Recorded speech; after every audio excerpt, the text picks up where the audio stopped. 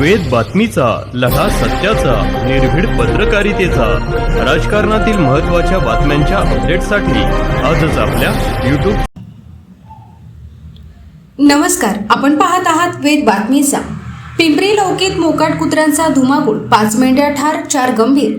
रानडुकरांकडूनही ऊस मका पिकाचे नुकसान, शेतकऱ्यांची बंदोबस्ताची मागणी.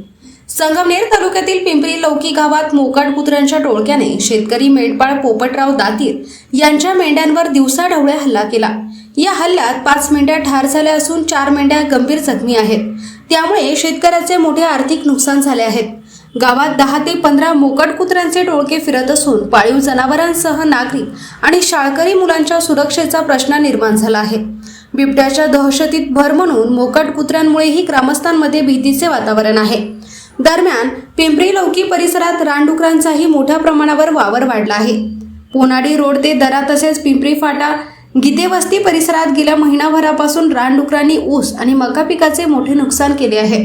रात्रीच्या वेळी टोळक्याने शेतात घुसून एका रात्रीत मोठ्या क्षेत्रातील पिके उद्ध्वस्त केली जात असल्याचे शेतकऱ्यांचे म्हणणे आहे. पाऊस, वाढता उत्पादन खर्च आणि मजुरांची टंचाई यामुळे आधीच अडचणीत असलेल्या शेतकऱ्यांसमोर आता वन्यप्राणी आणि मोकाट कुत्र्यांचे नवे संकट उभे राहिले आहे. मोकाट कुत्र्यांचा बंदोबस्त करण्याची मागणी सामाजिक कार्यकर्ते भारतराव पाटील गीते यांनी केली असून त्यांनी पशुसंवर्धन विभाग आणि वन विभागाला माहिती दिली आहे. तसेच सरपंच संगीता गीते व उपसरपंच बाजीराव गीते यांनी रानडुकरांचा आणि मोकाट कुत्र्यांचा तातडीने बंदोबस्त करण्याची मागणी पालकमंत्री राधाकृष्ण विखे पाटील यांच्याकडे पत्राद्वारे केली आहे. शाळकरी विद्यार्थी, ग्रामस्थ आणि पाळीव जनावरांच्या सुरक्षेसाठी प्रशासनाने तातडीने उपाययोजना कराव्यात अशी मागणी होत आहे. सोमनाथ डोळे, वेद बातमीचा, संगमनेर.